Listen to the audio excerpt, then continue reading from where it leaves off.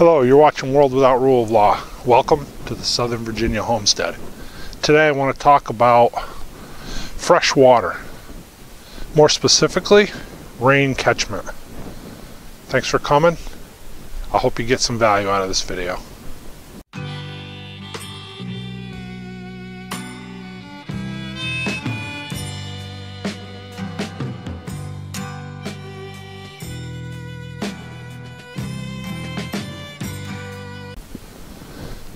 Okay, so as I said, I want to talk about fresh water and more specifically rainwater catchment. Okay, so the other day I picked up 3 more 275 gallon totes. So I get this from a local scrap yard. They had soy sauce in them. I think I told you this before when I looked at the last one. The seals behind those valves aren't even broken. They do is they bring them in on a big truck and they open the top. They drop like a 3-inch hose down and they suck the contents out of it in about 12 seconds. And then they discard the totes. So the guy I get them from, he runs a scrapyard and he sells them for 40 bucks a piece. So they did have soy sauce in them. They were shipped from the factory, unloaded once, and salvaged. So basically they're brand new. There's a guy about 20 miles away on Craigslist who sells them for 100 bucks. And then I've seen them anywhere from 130 down to about 80. And as I said, this guy that I bought them from sells them for 40. That's the cheapest I've ever seen them. I did pick up 3. And so there's my existing rain catchment. There's 2 of them. So I have currently right now 550 gallons. I'm catching the rain off of 1 liter. So what I plan to do is to tap off of this liter right here and run a pipe on a slight angle across the house and get around that meter, and I'm going to feed down into the top of the totes there. And then I'm also going to tap into the far leader up there. So the house has 4 liters or 4 downspouts, right? 1 on each corner. The one in the front is, you know, on the same end as this one, but in the front instead of the back. That one I'd have to go around the chimney in 2 sliding glass doors. So I will only be collecting rain off of 3 of the 4 liters. Currently, I'm collecting it off of 1 liter. But there was a few times this summer when I ran really close to emptying the tanks. And I am adding 2 more tanks. So by doing it off of 3 liters, same thing with here, I'm going to feed it off of that one. I'm either going to put a tank up there or I'm going to run the pipe down across just over that roof and feed in. I'm not quite sure how that's going to work. It'll probably be springtime before I do that. Got the hose hooked up to it now. I've just been draining. Last few days I drained them down because they were full. And I'm just going to keep the valve open so anything that comes down the liter will just run out onto the ground, prevent freezing inside the tank. So what I showed you was the 3 tubs that I picked up, 275 gallon totes. Here behind me I have 2 275 gallon totes for a total of 550 gallons. As I said, I'm collecting the water off of 1 liter, 1 downspout. And there was a couple times, and we had a pretty rainy summer, but there was a couple times when I came dangerously close to running it out. And because we had a lot of rain, they filled up quicker and I had less need to water the garden. So in a drier summer, I would have definitely been in trouble. Now the water that I collect off the rain catchment is primarily used to water my gardens. I'm also expanding my growing space this year. So there's going to be a bigger need for water there too. So I definitely need to upgrade my rain catchment. My goal is to not have to use any water off of my well to tax the well. I'm sure there's some room to use some. If I have to, I will, but If I could be completely separate of the well for the watering of the gardens, that'd be great. So what I'm going to do is I've got 3 totes. I'm going to take 2 of them and I'm going to place them here. Now I think probably where that little entryway to the basement is, there's probably only room for 1 more tote. So the 4th one is either going to go right around the corner on the side, or it's going to go up on that end where I showed you the leader up there. If I put it over here, I can connect them all together. If I put it over there, it's kind of separate. So I'm not sure. I got to do some thinking on that. I'm not going to do this till the spring because it's winter now anyway coming, and I don't want the water to freeze in the tank. So I've got drained this from the other day, and I've got the valve open, and it will remain opened just so that water doesn't collect in the tank.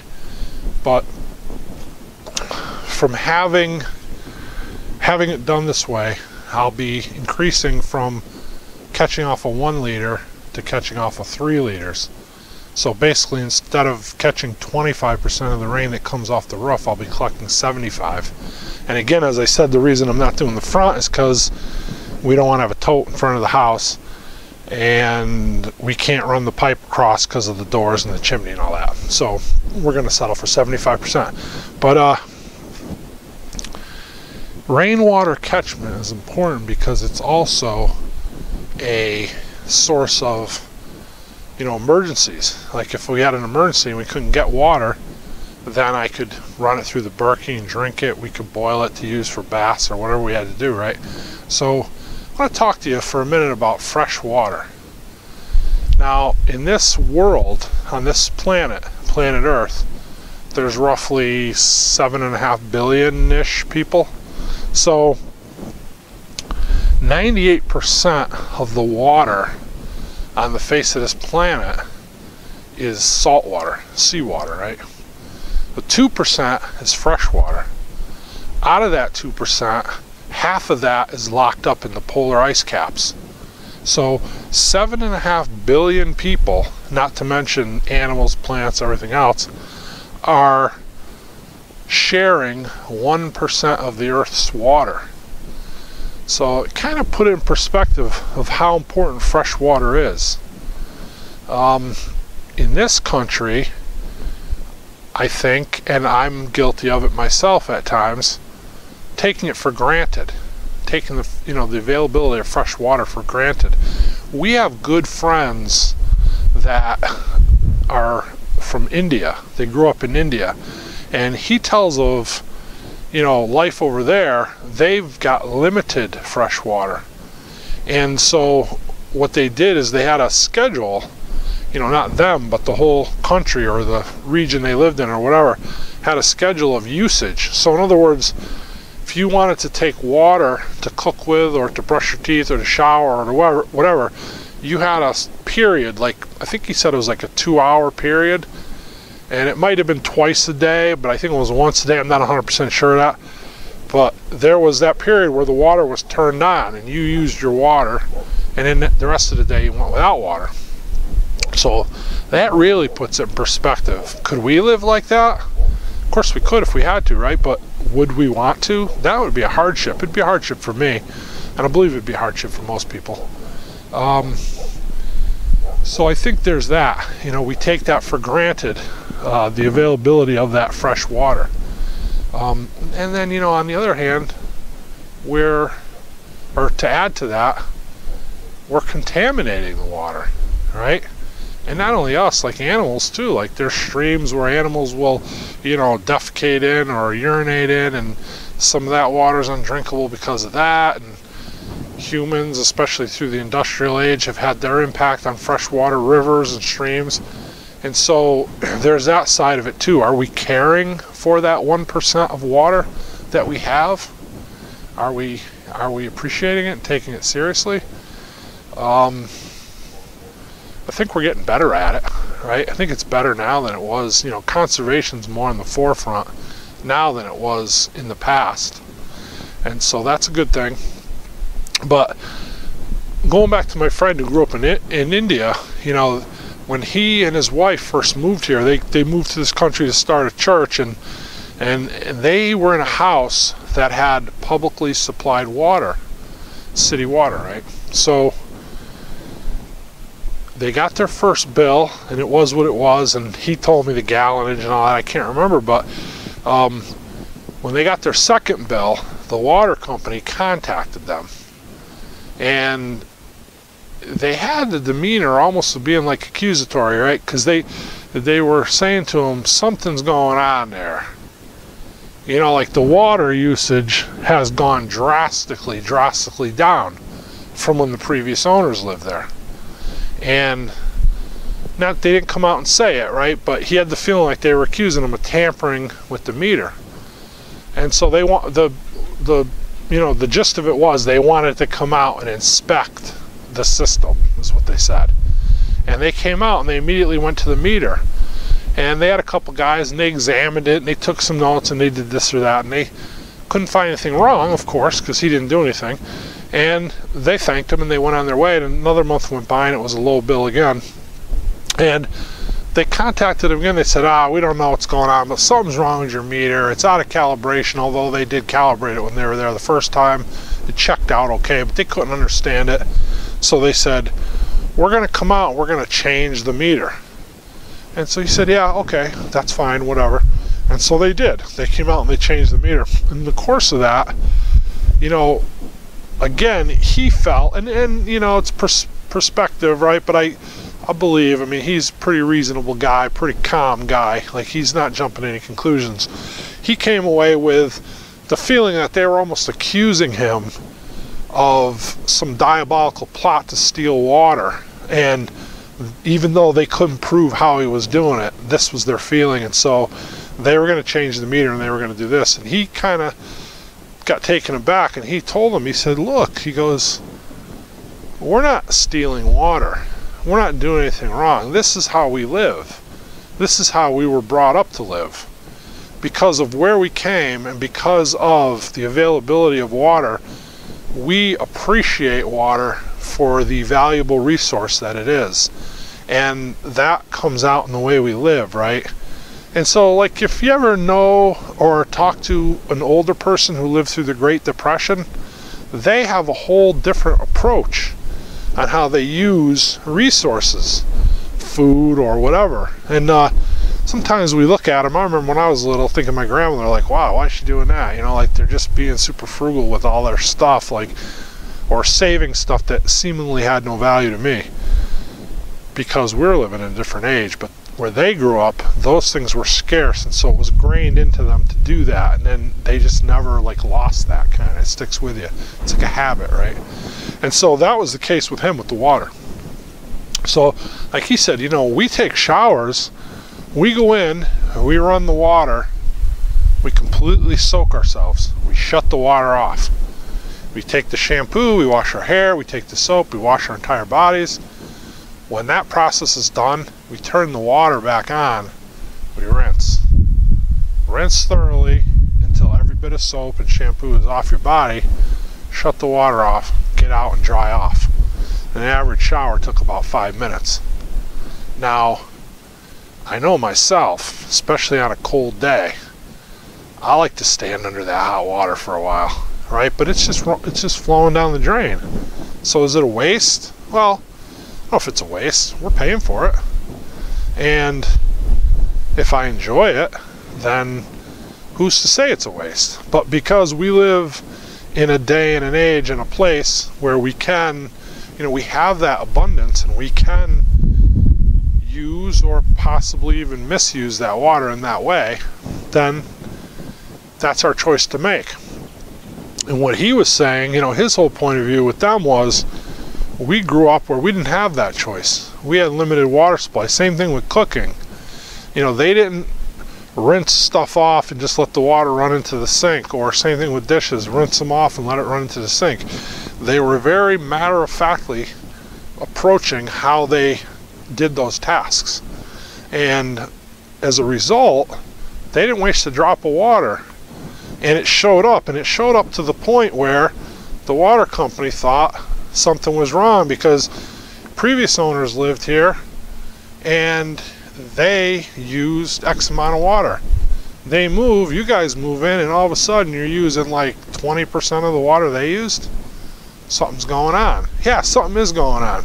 We have an appreciation for the natural resource that is fresh water, is the bottom line. That's what's going on. And I think it's food for thought for all of us, right? Because I think that if we look at that perspective of 1% of the Earth's water is available to us in the form of fresh water, that's staggering. And so we need to guard that resource. And of course we need to be thankful that we have it, right? Every time we go to our faucet and turn it on, we should thank God for that blessing, that we have that availability, that we have that option of getting that free, and sometimes not free if it's not out of a well. Even if it's from a well, it's not free because you're paying electricity for the pump or whatever, but near free. We have the availability of that fresh water. A lot of countries don't have that. We do. Appreciate it. That's a blessing. That's a gift from God. Now, times to come, things to come, could that change? Certainly could. Go back to rainwater harvesting. We should be capturing every bit of that water that we can, because God blesses us by dropping rain out of the sky. And so when he does that, first of all, thank you, God. Be appreciative for it. And do what you can to collect it and utilize it and to harvest it, because that water is a finite resource. And even the water in our well, if we get a dry summer, we just use water as much as we want. Is it possible, or probable, that that water is going to at some point deplete its supply?